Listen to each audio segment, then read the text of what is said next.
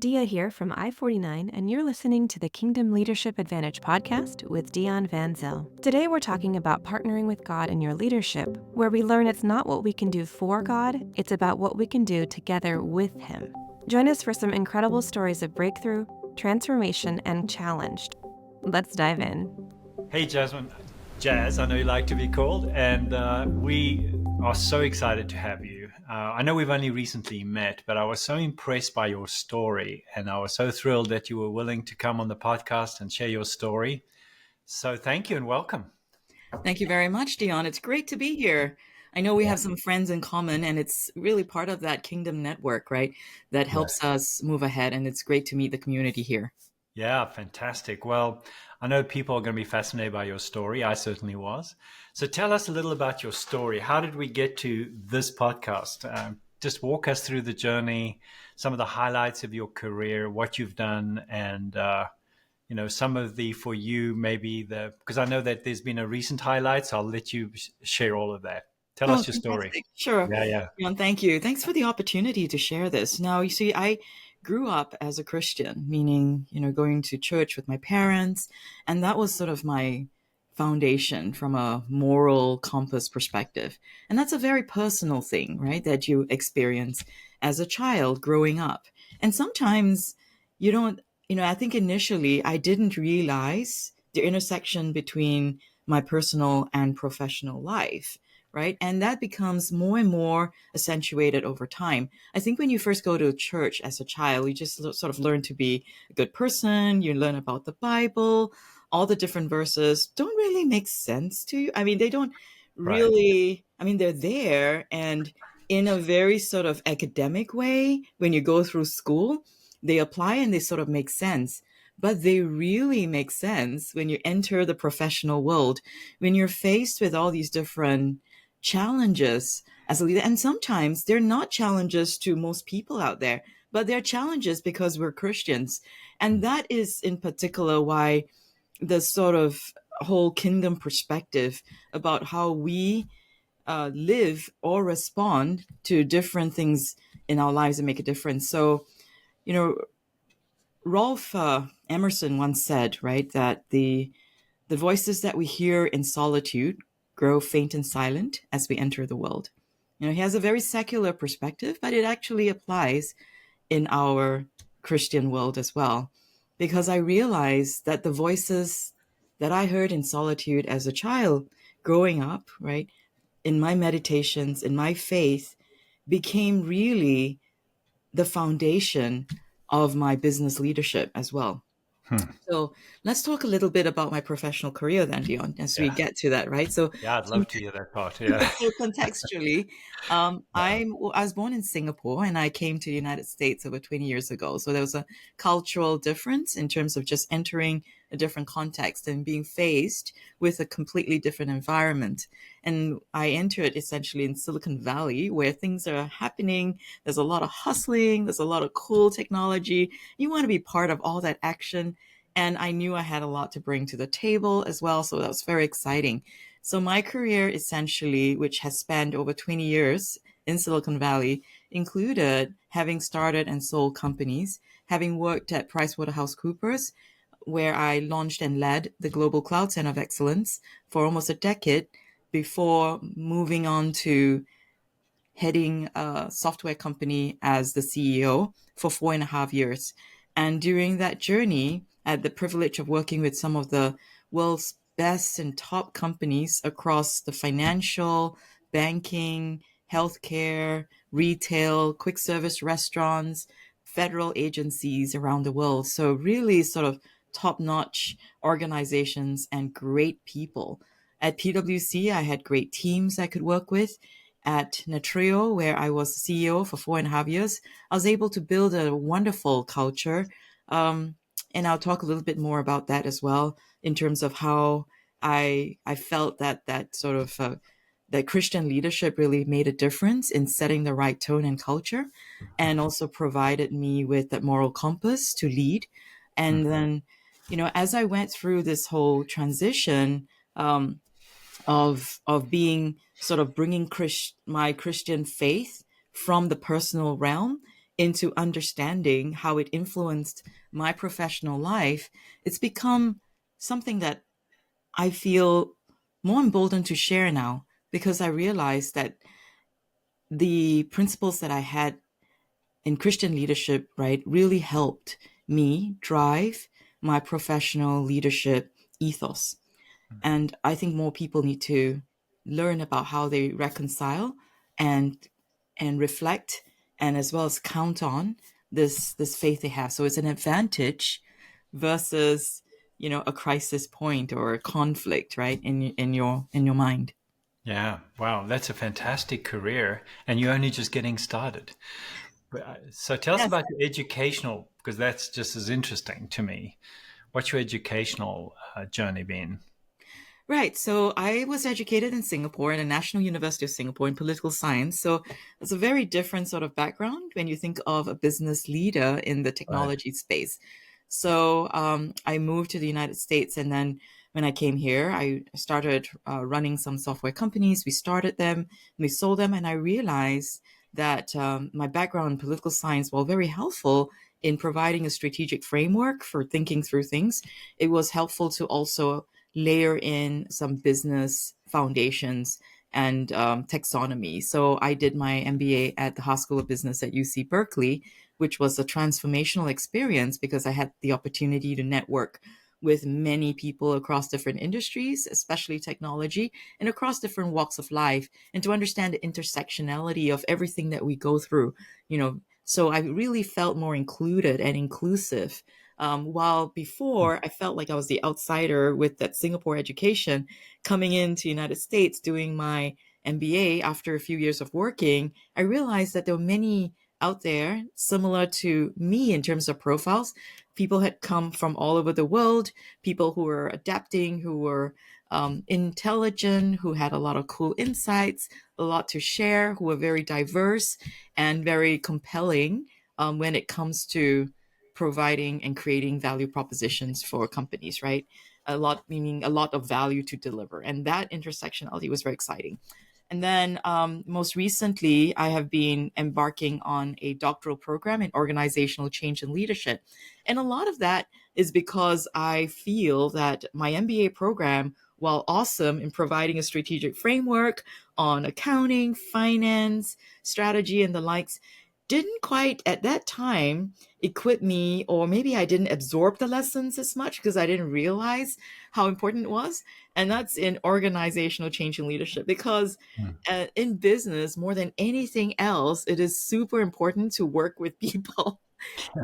You don't transform businesses with just the PowerPoints, the Excel spreadsheets, and all the cool strategy you have. And my experience at PricewaterhouseCoopers taught me as well that above all, right, it's about people. You first transform people, you first empower people, and then you can transform the business. And that Yeah. was so true at Netreo as well when I was leading the company. And you're a part-time lecturer as well at the moment, right? That's correct. At UC Berkeley. That's right. I teach at the Haas School of Business from time to time. Yes. Yeah, fantastic. Well, your educational background is as impressive as your resume, and that, what I love about what you were saying when you got to me, the heart of the matter. Business is about people. It's not about Mm-hmm. products, right? Mm-hmm. And the language we use is, when you can build a team of leaders rather than be just a team with a leader, because it takes a higher level skill set. Because when you start empowering those people, when you start to trust them, create the right culture, etc., as you were saying, or the organizational change, when you start to get into that level, suddenly you realize you have to up the game in terms of your own leadership, because leading leaders is different from just leading people to do what you say. So when you move out of the hierarchical method and you step into this, the picture we would use is like if you think of a firefighter's net, right? And everybody's pulling on the net so that, the company can be supported. In this case, the company is the victim on fire jumping out of the building. Rather unfortunate side effect of the analogy. But what we're trying to say is that there has to be tension in the net. Mm-hmm. And so the question is, whose hands on the net? Who's pulling it? And if a powerful leader walks into the room and rips the net out of everyone's hands, you don't have anything. You have Mm-hmm. nothing to support the business to move it forward. But if you can teach people to pull tension, most people say, oh, tension is bad. No, tension is a sign that something good is happening. So I'll sometimes call leaders after and say, you didn't pull on your side of the net in that meeting. What can I do as a leader to help you feel free to pull more on that side of the net? You're the person caring about customer service or whatever so I think that's been a helpful analogy for us as one of the most powerful ways to empower people is to hold them accountable to, hey, you didn't put enough tension in the net, or hang on, I think you pulled the net out of the hands. And I was speaking to our team recently, and somebody gave me the feedback, when this happened, you pulled the net out of our hands. And I said, I did. I had no intentions. Thanks for letting me know. So you're not immune to your own to your own culture in that case. So when you've created those cultural elements, what has been some of the learning or unexpected learning maybe around once you start empowering people, it takes a different level of leadership. What was some of your learning in that? Absolutely. So Dionne, there's a big phrase that we use in Silicon Valley very often, and that's scalability. Scale. And we always thought, and scale is when you actually grow, right? Drive growth.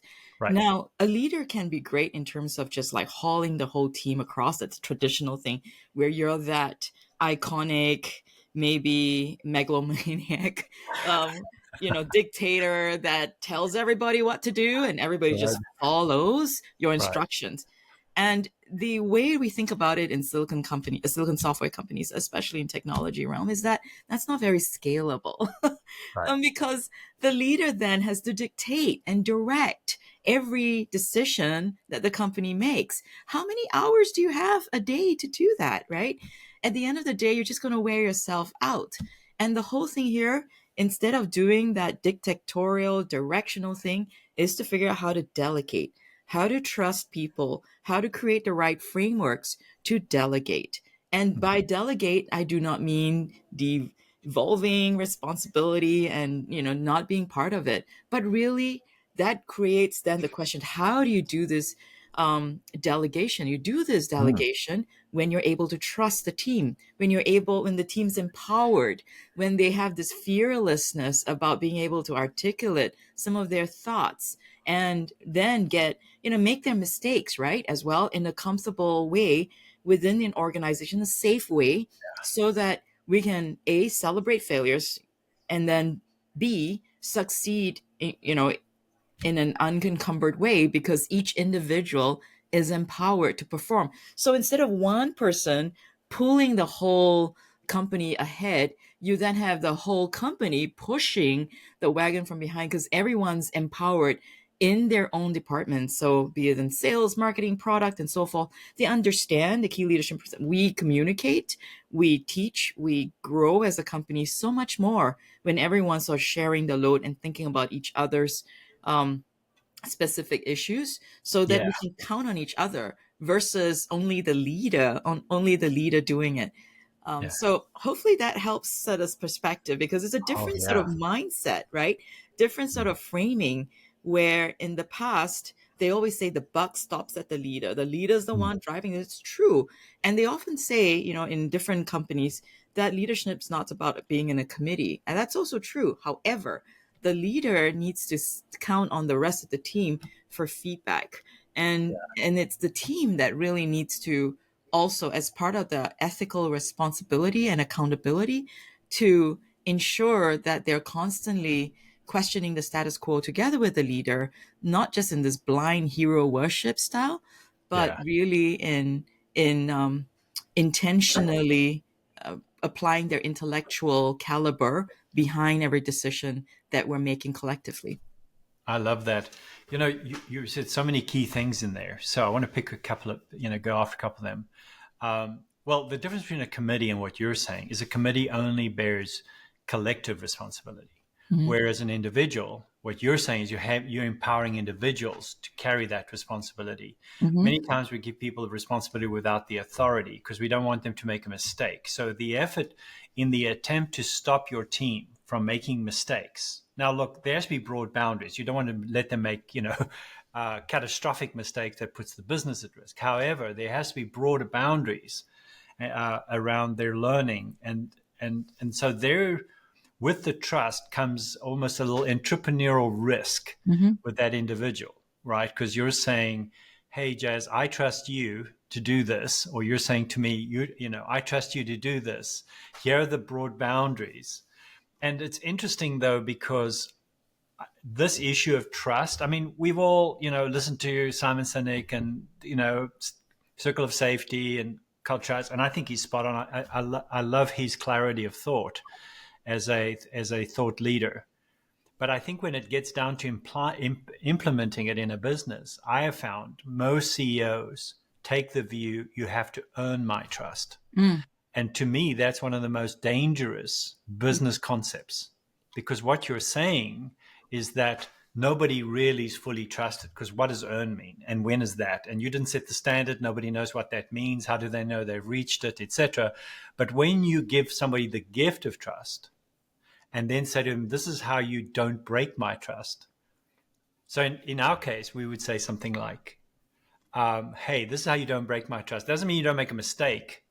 It means that bad news travels faster than good news. That means you call me first and you tell me when you've screwed up, right? And I hear from you first. Now you've reinforced my trust, even though you made a mistake and you made you made maybe a catastrophic mistake. So that's sort of my view. But I'm interested to know how have you practically built trust, and what did you have to overcome in yourself to do that? It's a great question.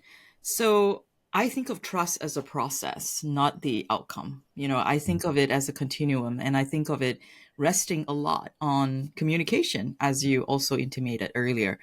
And so for me, when I first went into Netreo, and Netreo, just to level set, right, is a technology company that is in the smart and secure full stack observability space. In other words, we help our customers with mission critical technology, meaning they trust us to manage a lot of their digital heartbeat across organizations. And I'm talking about the McDonald's of the world, the LL Beans, the major retailers, the major banks like Citizen Bank. You know, these are large entities that trust us to help them monitor their entire IT infrastructure and system. Yeah. So when you have that sort of level of trust and stress, I might add, on the organization, right, then there is, because we as an organization feel that level of accountability, right, to ensure we deliver the right level of service in terms of the quality of our products, our software offerings as well.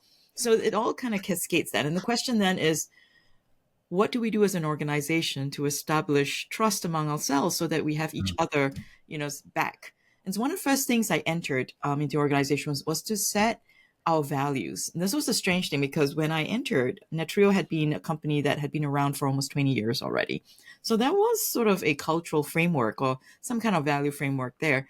But it wasn't as clear in terms of some of the ways in which they developed a trusted environment within the team. It was very top down because it was led by several key founders, and they were great in driving the company for many, many years. But leadership rested in the three of them versus the rest of the organization. So that was the challenge, right? How do we sort of tear the proverbial curtain, as it were, right? And let everybody be part of that trusted network. So one of the first things we did was to set up our values framework. So we articulated it top down in terms of saying, this is the expectation we have in terms of the behaviors we want to have in the organization. And it was around accountability, accessibility, and authenticity. So 3 A's to try to make it easy. Sometimes there are a lot of mission statements, value statements that get really complicated. But there's our 20 values. Yeah, exactly. Who can follow that? Exactly. And we really sort of focus on that. I actually derive these from multiple sources, frankly. As I mentioned, I was at PricewaterhouseCoopers for many years, where I worked with many companies in transforming their organizations towards, different disruptive business processes, meaning, they were offering on-premises software and we put in cloud technologies, or they were a certain, and they were basically offering a different paradigm, very disruptive business models. So it was tough on these companies. But the companies that really did well were the ones that had the trusted framework. So from that experience, I thought, I could really, if I were to build a culture from scratch, right, what would I do? And it was these three things: accountability, accessibility, authenticity. And let me talk a little bit more about that. That'd be great. Yeah. Because just to interrupt you, Jazz, for a second, because I think some of the people listening, may not be in the corporate world. Some of them may have taken over another business and changing a culture, which is hard enough. But I think there's a big group who are starting a business, maybe have a couple of employees or 10 employees or whatever, and this is such a fantastic time to build that. So I would love you to cover those three, and how, as you're going through that, what were some of the bumps you encountered in those three things that you installed? Yeah, absolutely. So when we think of accountability, so these three values, what's interesting and why they're relevant to this is because in addition to getting these insights from the industry, they were actually born from some kingdom concepts as well. So if you think about it, the first one, accountability, right? So there's the notion of doing what you say you're doing and being stewards of the responsibilities you have.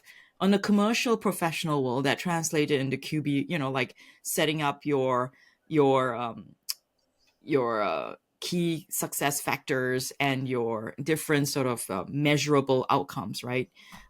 Your key results for every quarter. So those were, measurable goals that you have. You're meant to do this. This is what your role is, and here's your targets. And, so all that's part of the accountability framework.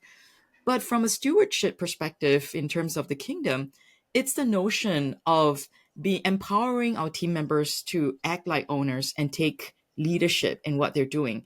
So if you recall in 1 Peter 4:10, right, each of us should use our gifts to serve others and to be faithful stewards of God's grace in its various forms. And so as a member of the company, everyone should be stepping up and use their grace and gifts, right, in the way it matters. Now, first of all, not everybody's a Christian in my company, of course. Well, No, of course not. and I didn't go out there saying everybody has to be a Christian. That's none of that. But the notion is that I feel that the Bible sometimes provides really cool business principles that make sense as well. And this is one of those, right? That if you want to drive accountability in your organization, then you release your teams to essentially share their gifts and grace for each other. Grace, meaning that sometimes, like we don't get to do the things that we said we were going to do. Sometimes, failure happens because we have a blind side in terms of what's happening in the industry. And sometimes we have to run experiments. That's part of the whole startup. If you're not going to test a new market, then you're never going to grow, right? Yeah, for And sure. so the organization has to feel like accountability is not just the stick, right? But there's the carrot. The carrot is that you get to try, you get to learn, you get to grow, and you're accountable to yourself for that growth, because you're not just measuring against, yardstick of 5 out of 5, but you're going, what would 8 look like? And I want to do 8, not because I want to get $10,000 more, but because I want to be better as a person. I don't just want to do this job. I want to actually be empowered, have a career, and grow. And so that's what we challenge our team members to do, not set accountability in terms of just responding to the targets, but really coming up from themselves to create their own goals, to create their growth path. And that's empowering from an accountability perspective, right? So that's the first one. Any comments, Diane? I love that. I think you hit all the, I love that you went to the personal. And when you give people the opportunity to be trustworthy, a large majority of people will be trustworthy. So what we do is we make the rules for the exceptions. So we have all this complexity of rules for the 5% who don't want to follow them. Mm-hmm. And so what happens is we carry this burden. I think it's called regulation, but whatever it is, we carry a burden of unnecessary policies in our businesses that really crush that entrepreneurial spirit. It crushes that growth spirit, and that because, like we say in our organization, we want to give you the best leadership practices from around the world that we know of and that we've learned, so that when you go somewhere else, you're the smartest person in the room. So that doesn't sound like that means that kind of accountability, that kind of empowering of people to be able to express their own gift, their grace gift for the benefit of others. It's interesting that your gifts are not for you, they're for others. Exactly. And if you create space for that to happen, people love you. That generates I think the side effect of that is intense loyalty. Mm-hmm. Like, where else am I going to go and get this? Because I'm with Jazz and she gives me the space to grow.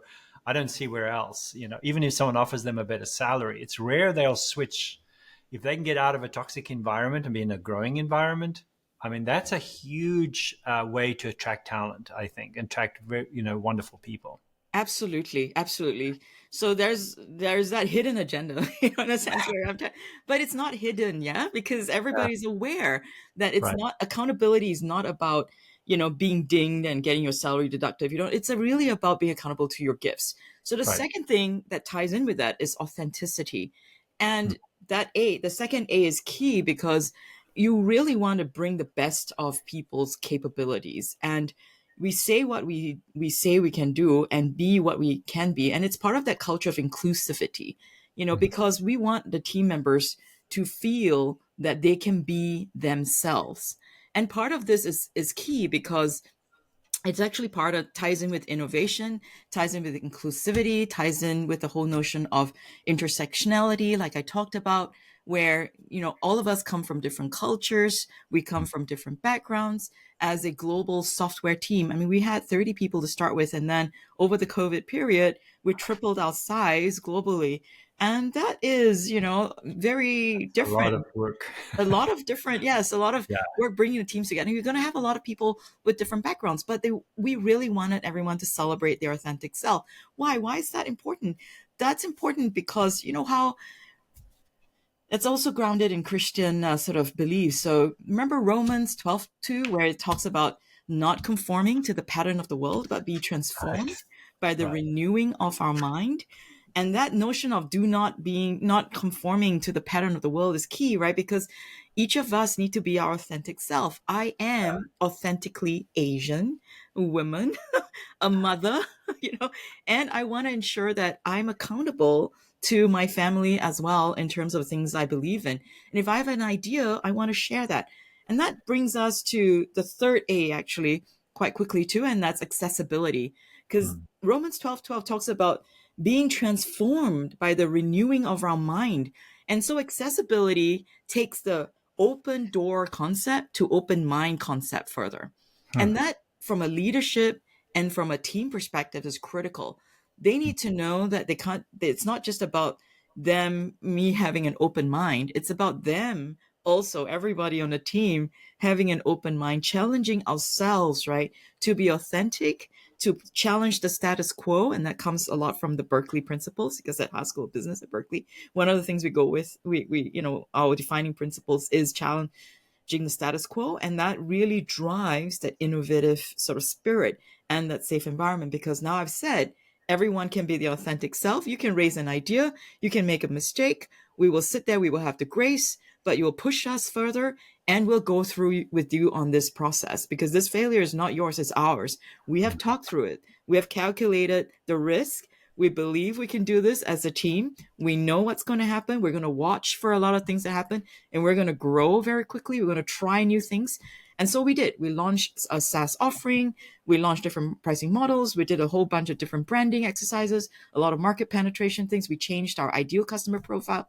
We did a bunch of things commercially out there, but we did it as a team. We did it by challenging the status quo from a company that had been around for 20 years. We changed a bunch of things, the whole messaging, the process. We acquired another company along the way.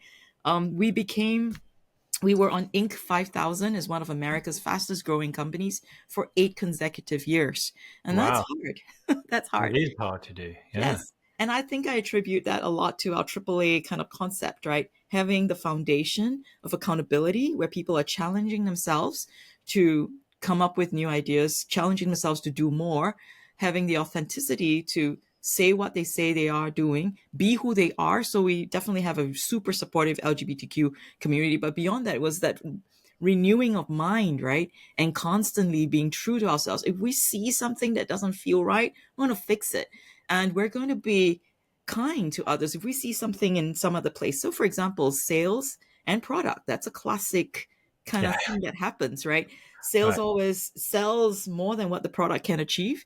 And then when the product can't quite do it, they blame the product for its flaws. And then you have, all that sort of, and then product always says sales oversells. And, so there's always this tension. And it's sometimes, people think it's unhealthy, but I think it's healthy because it encourages conversation, discussion. Yeah. It helps us be responsive in terms of what the market needs. But it's Yeah. the part of that accountability in terms of asking ourselves the right questions, being able to deliver, to what the customer industry wants, being authentic in terms of telling our customers really what it is we do. In fact, we won a major FBI contract because we told the customer exactly what we could do and what we couldn't do. And it's actually codified in a contract where it said, we picked these guys because they said they did what they said. And that's a Christian fundamental, Dionne. You don't think so. Sometimes people think you need to lie to do well in business. I'm telling you, no, you have to tell the truth, because there are companies that appreciate the business relationship they want to build with you. And that only comes from a foundation of trust. And when they see the trust that we have as a company with our AAA, accessibility, accountability, and authenticity, they want that and they value that. And so that's actually good for business. Yeah, I love that. It makes it easy for the customer to trust you when they see you trust each other. Because what they're buying into is they're buying into that trust culture. They're trusting the trust culture, so to speak, because I think they can see the transparency of it. Because I think we haven't talked much, but I think it's probably built into your accountability or one of your A's when we're transparent with the client. But back to the fun thing about the sales and product, folks. And, the reason sales oversell, not sometimes because they're lazy and they can just promise anything, but usually it's because they're responding to an actual need that the customer has. And so when you have that dialogue, well, why doesn't the product do that? And of course, R&D never want to let salespeople know anything, because then they'll go and sell that even long before it's ready.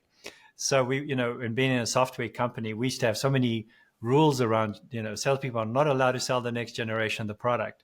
So there was the trust. We had to trust the salespeople. We'll let you in on it, because not just because we want to let you know what we're doing, because you have such a huge part to play to tell us.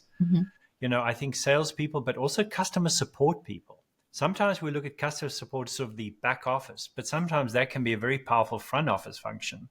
Where are the customers getting stuck? What are the if we could fix one thing, what would make all the difference? And I'm amazed, especially because, we both led software companies. And in our case, in the financial services annuity processing space, it was one small thing. The programmer got in there for 20 minutes and fixed something, or a day, and then went through the release cycle. And so a week or two later, out comes this little thing, and everyone's so happy. And it's such a dumb thing, And you think, why? Because, so I think that trust culture clears a lot of that communication out. And so, I love everything you said. I think that is, maybe, would you say this AAA was in many ways the secret to your success? Yeah, absolutely. Absolutely. And it's grounded, like I said, right, in kingdom sort of principles, and that I consider my kingdom advantage. I think the courage to launch a program like this, the courage to be intentional and to live it constantly matters. Why do I say this? Because when I say you have an open mind, when you're challenging the status quo, that means I am challenged too as a leader, right? I have to be ready for that. I have to be authentic about what I'm strong in and what I'm not strong in. And creating that trusted culture, creating this AAA framework requires the leader to be authentic more than anything else. And sometimes that's disturbing, by the way, because sometimes organizations that have been used to getting instructions from the top down don't realize what it's like when they actually have a leader trying to ask them for their opinion. They somehow feel maybe the leader lacks direction, but that's really not the case. What we're trying to do is to get feedback. In the initial period, there's a lot of that confusion. Are you testing me? They don't trust it in the beginning, right? You No. have to prove it. You have to make it safe. It takes a moment. It does. Did you find that it took several months or maybe Years. 3? Oh, years. Okay. So I think setting that realistic expectation, cultural shift takes a very long time. You don't go for a weekend away and come back with a new culture because you discussed a bunch of stuff. So I wanted to ask 2 questions around that. Number one is, did you find that in that transformation, in that cultural transformation, that some people just didn't want that level of growth? They just didn't want to be part of that culture. They wanted to be told what to do. They wanted to arrive, do the 9 to 5, mail it in, as so to speak. And when you found that, how did you deal with that? How did you manage that? That's a good thing. I mean, that's a thing, because when you open yourself up to challenges, when you're asking people for feedback as a leader, when they're used to getting instructions, they somehow feel that you don't know what you're talking about, especially when you're a new leader in the organization. female in technology. There are all sorts of things that just sort of seem to work against you, right? But then it comes with one-on-one, it comes through one-on-one conversations. It comes through that constant nurturing. And still, in spite of all that, some people feel they fall short because they think that it's harder to work when they don't have quote unquote clear direction and clear instructions to operate. So they are not used to creating their own OKRs. We call this objectives and key results, right? They're not used to, they think that it's a trap where, Yeah. in other corporate organizations, you set your OKRs and essentially when you fail to meet it after a quarter, they think they will be fired. And this is your firing mechanism because, once you basically set a bar and you tell them, we want you to stretch to come on and you fail to meet the bar, they think it's some kind of catch-22 exercise. So it's I can see that. and then they feel like they need to leave, right? Because they're just not up to it. Then it's a different mode.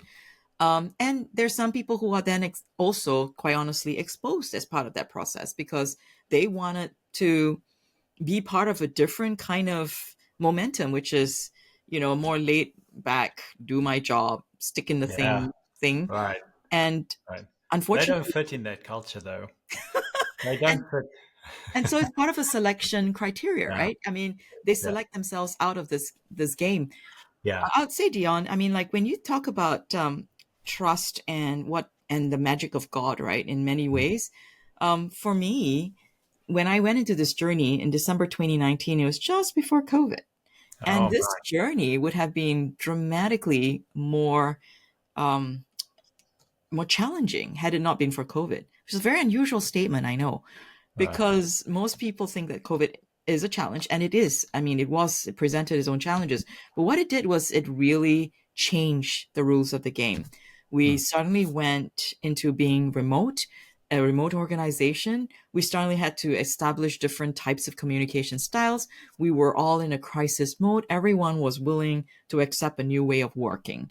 And so this cultural readjustment, reframing actually fit right in to how we were going to operate moving forward. So there was So you turned a problem into a possibility. You reframed it as, well, we're going to build a new culture around this. And did you find yourself spending a lot of times in the role of coach?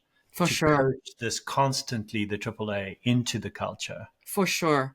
You know what? If I'm not coaching, then I am failing. I constantly am coaching leaders. My goal is to create 10 CEOs in my organizations in the next 10 years.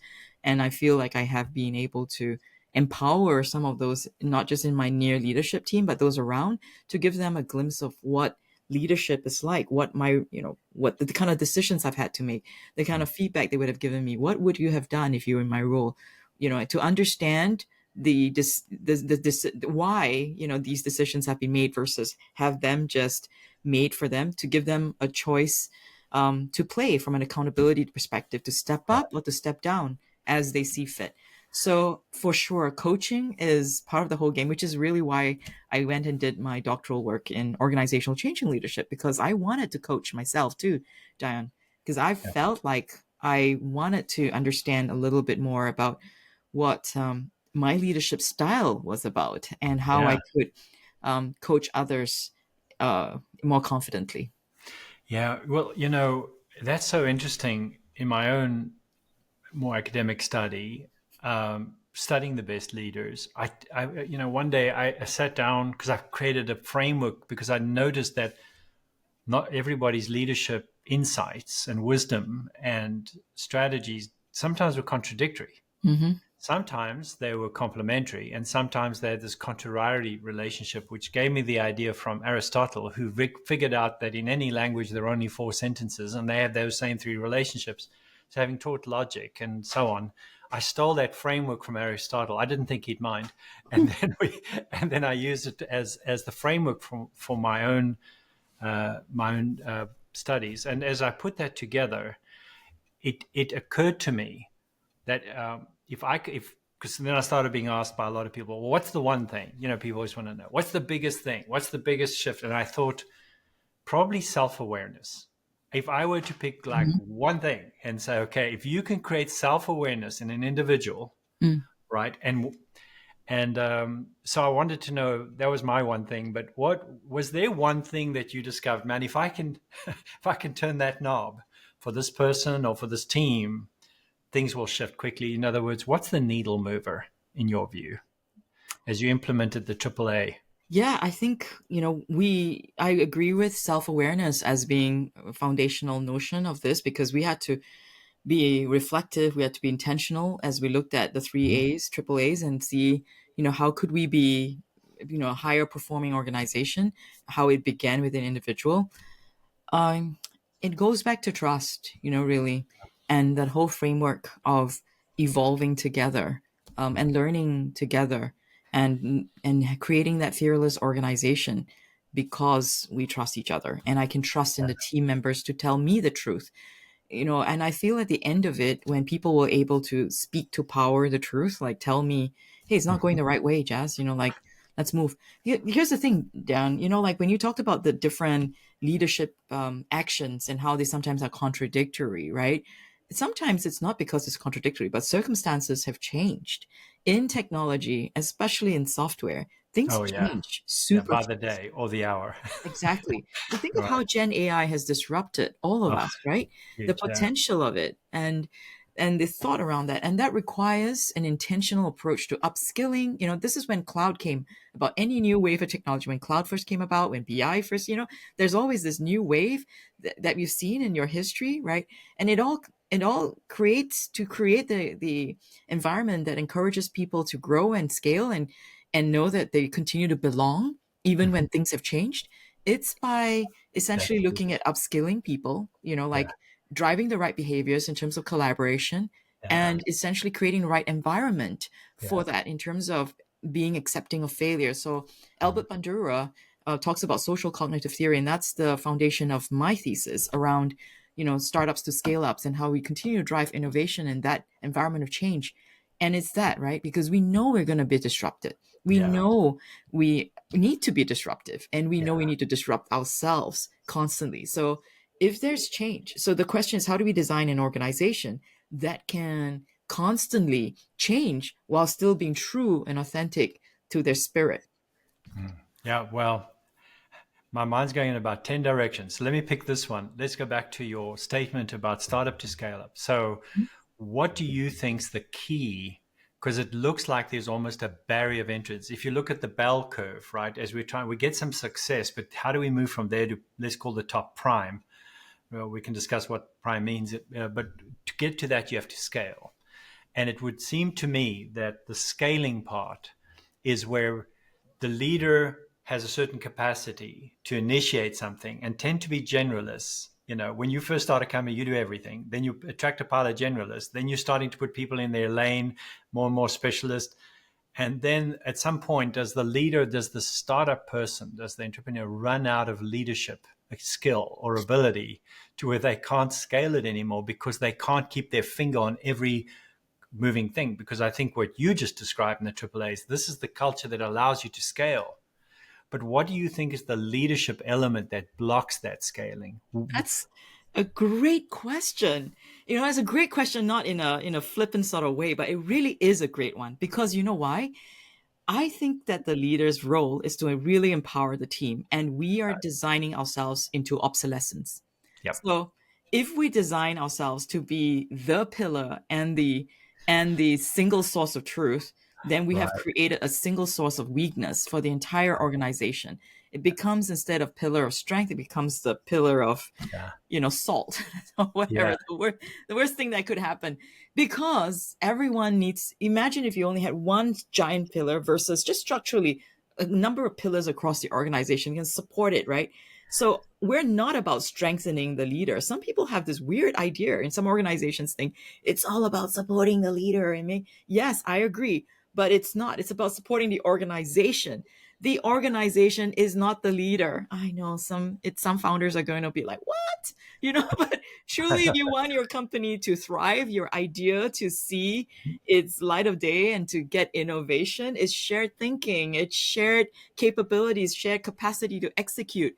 An idea is cool, and that was your idea about a certain company you want to start, but the company is the people around you. And till leaders flip and realize that they're there to empower the team to create other pillars so that the building can be supported, they will constantly be that one single point of failure in the organization. So I've And constantly often are the one single point of failure exactly. So I when it comes designed to myself scaling. Yeah. exactly. So from day one, I designed the organization so that I could be obsolete at some point. I could be transitioned out. And part of that also is because we know we're going to be, as part of the private equity cycle, when you acquire a company, you know you're going to exit at some point. But the question is, do we exit, with this hero in the middle, or do we have a great team that transcends themselves and is able to support and bring the company next phase of growth, right? And that's what it is. It's not about the leader. Yeah. Well, as you know, we run a monthly meeting for CEOs. We call the Inner Circle, and we did this exercise because of my own background, private equity background. We did this exercise around what would a private equity a group pay for your company right now, and specifically what are they buying? Okay, well, what would they buy in 3 years' time or 5 years' time?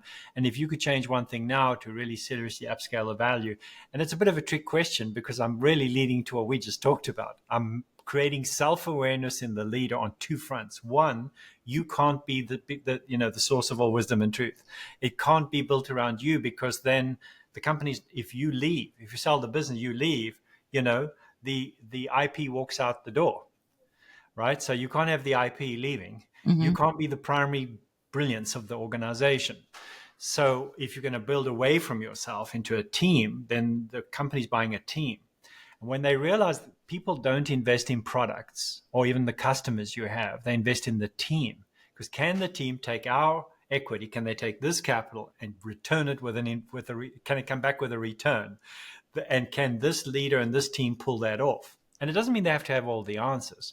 Here's the second element I've noticed when you do that is people say, well, I'm not planning to sell the company. And so I said, well, what are you going to do with it? Are you just going to shut it down? Well, I might sell it to my management team, maybe an MBO, or maybe it'll be something else. And the question is then, well, I'll give it to my kids. So are you saying you'll do less work for your kids than you would for a private equity firm? Why would you drop the standard?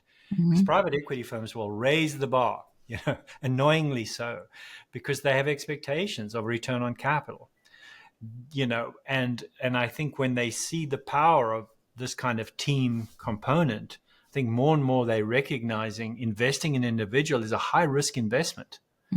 Unless that individual knows how to disperse, as you said, make yourself obsolescent. So I just wanted to highlight some of what you're saying from a private equity viewpoint. It's very powerful to see a leader who's willing to do that. Mostly their ego won't allow it, or maybe there's a sense of nervousness. I'll lose my job, I'll lose my business, whatever the concern is.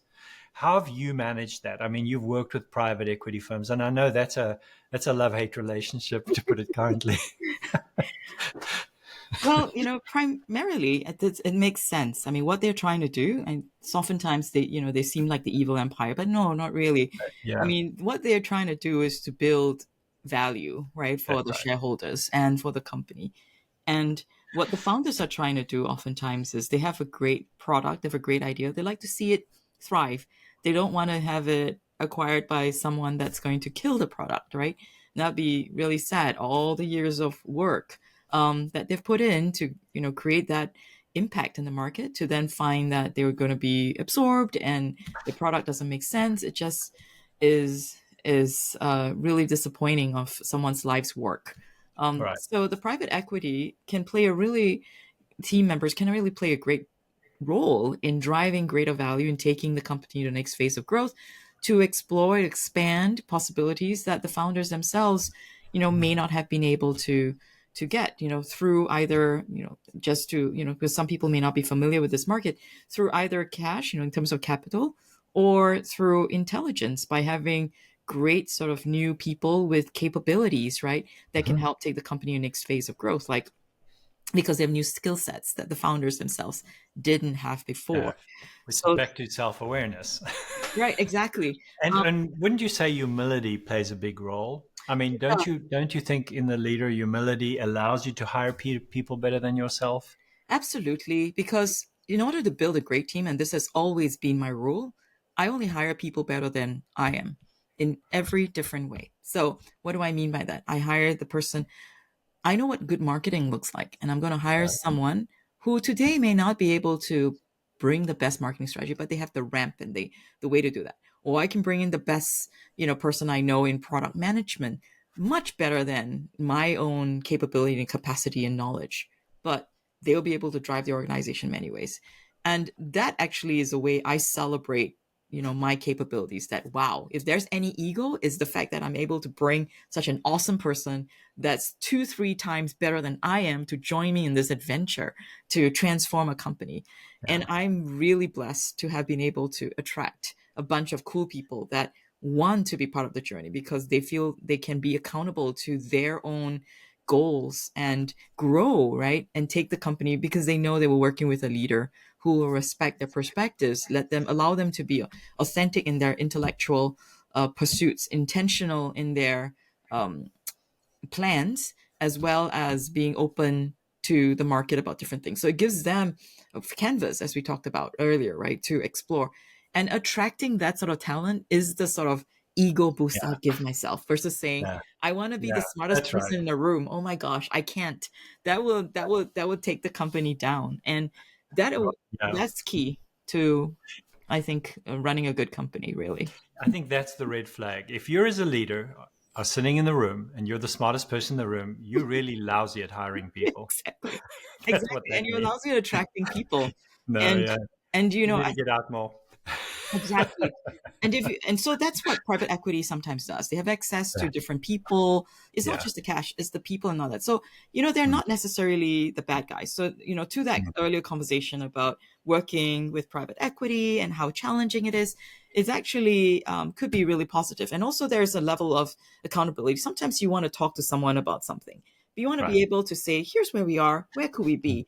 And I've mm. had really good shareholders on my board who were able to give me good sort of feedback because I was very authentic about where we are. Sometimes there's this contentious relationship between the CEO and the board where they feel they need to obfuscate certain things to look that they're doing better than they're not. I mean, that's the path to, frankly, disaster. I think that the important here is to develop a trusted relationship and work on the plans together, reflect where we are as a business and then decide, where we're going to go forward.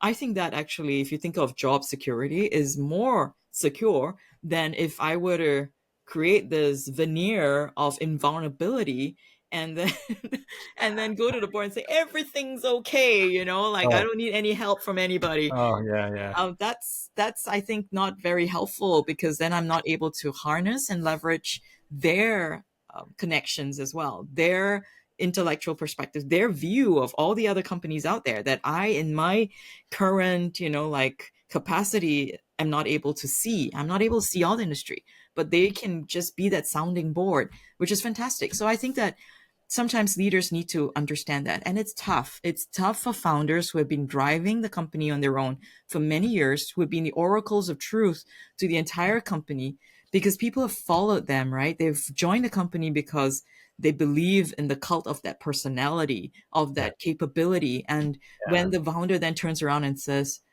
do you think we should Mm. do this? They start feeling that sense of doubt, right? And that's dangerous. That's hard. But that's real, though, what you're saying, because you're moving from a cult to culture. Hmm. And when you're doing that, that's a tough transition. I've worked with CEOs before, and they will take those first few steps towards it, and then they just pull everything back to themselves Hmm. because they just feel very exposed, very vulnerable, and so I want to ask you. I know you've sold your business, which congratulations, Thank you. fantastic, right?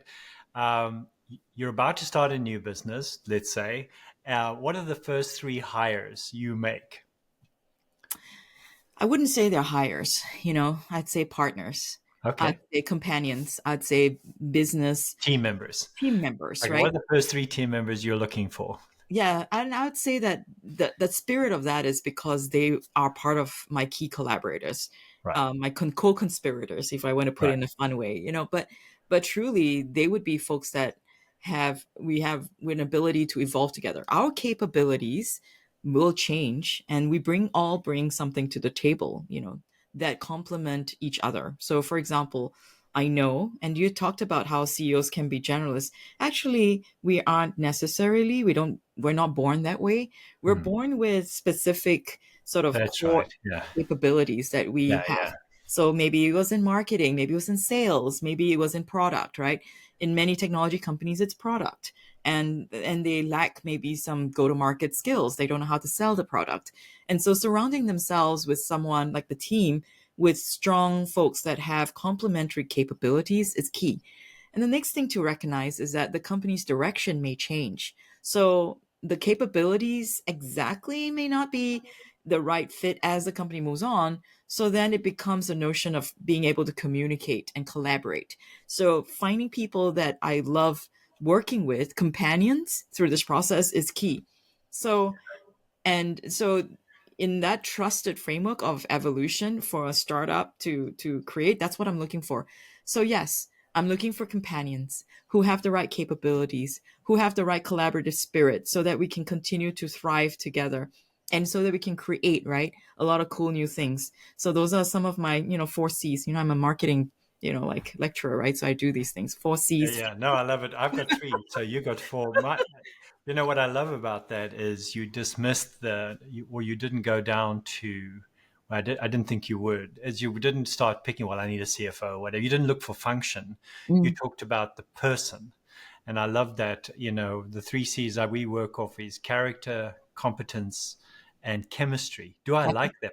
I love that. I Can love I that. That's connect with them? exactly. Can we resolve complicated differences? Can we? So I love how you immediately went to the people, not to a role, a function. And as you said, because roles and functions change, and how many people come into the organization in one role end up in an entirely different one, but they're still contributing at a serious level. Well, I know that you and I could do this for hours.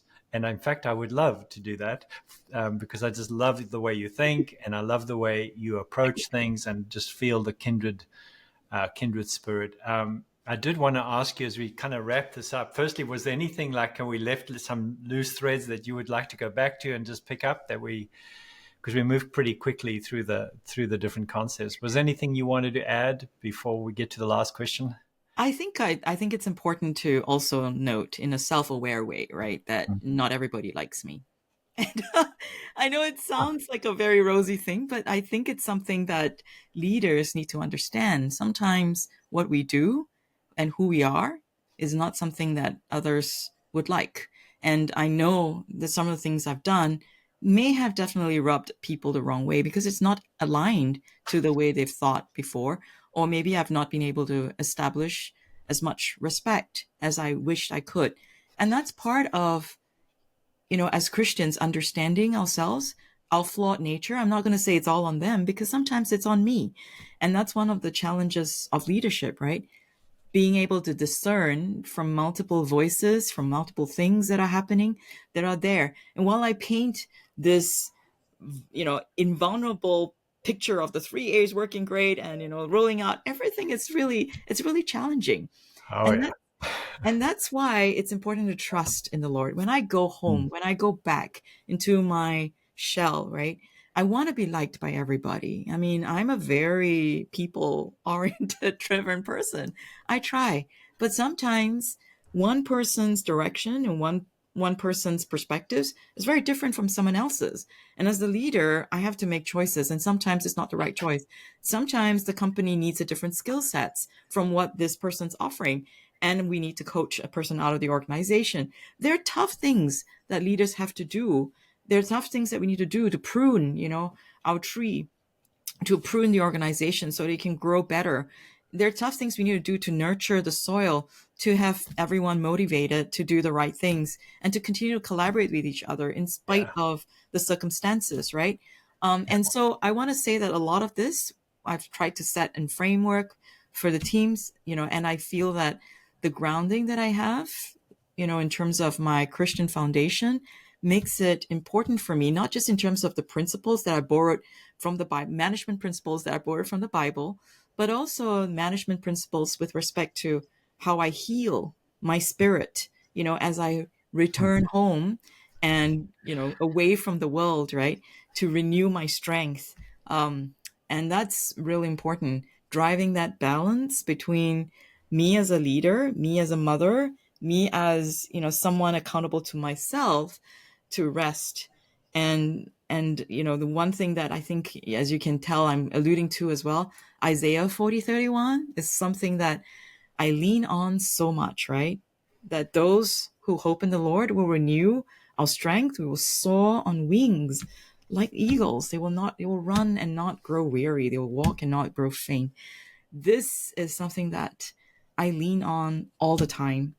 And then at other moments when there's so much happening, especially in Silicon Valley, where the hustle and the bustle and you feel guilty when you're not hustling enough, there is that notion where on Sundays, where at the end of the day, I meditate, I reflect intentionally.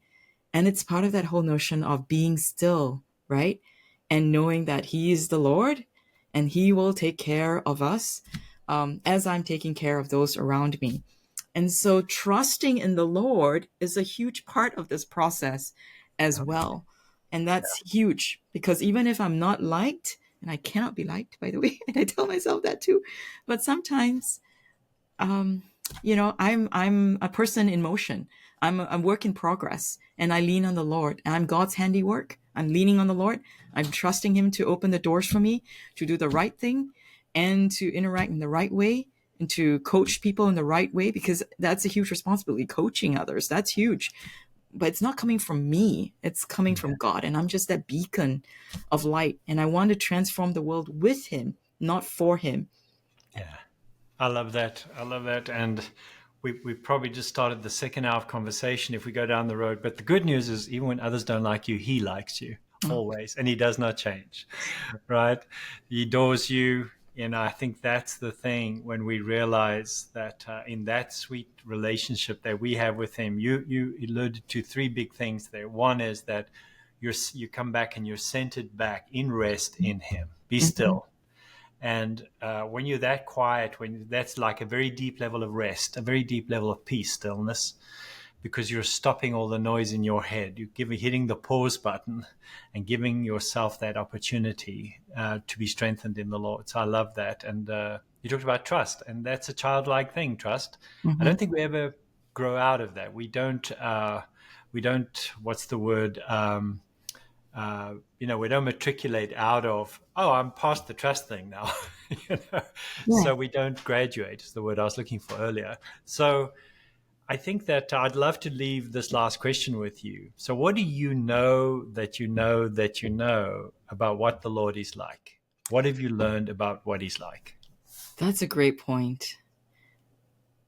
I think I want to just, before I go there, I'd like to talk about trust being childlike. Actually, trust is adult-like. For business leaders like ourselves, it's something that we intentionally do and design for. And so it's a very deliberate process to trust someone, and trust in the process, trust in the Lord, trust in the things that we do, create a trusted culture. It's all very intentional and reflective as part of this whole framework. So for That's that, a great point, Jazz. Great point. Yeah, no, I appreciate that. yeah. Sorry, And I then, didn't mean to interrupt you. Keep going. oh, absolutely. And in the framework of, what do I know? I know that He has me in His hands. I know that I can trust Him. And that's why it's this knowledge. It's not blind trust, right? It's not because because as a child, I trusted, but I trusted Him. I thought I trusted Him.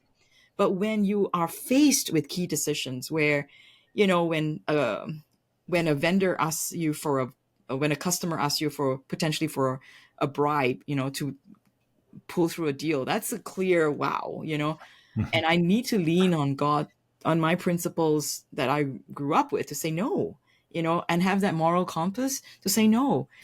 And in my interactions with people, to be slow to anger, because there's sometimes I get this sense of righteousness. How could someone do this to us? And then business practice that I feel just doesn't make sense. And then I have to lean back and go like, wow, this is a great way for me to forge, right, myself. That if I didn't face these challenges, I would not be able to have my notion of who I really am redemption or, like growth. And so I've learned to trust in the Lord. I learned to hope in the Lord. I know that, and that gives me a perspective of the world that is not so dark, that is actually really optimistic, that is very hopeful, that is, that I think is very encouraged by those around me and helps me then be that beacon to empower others. I love that. Trust in the Lord with all your heart, and He will direct your paths or make your path straight. I love that.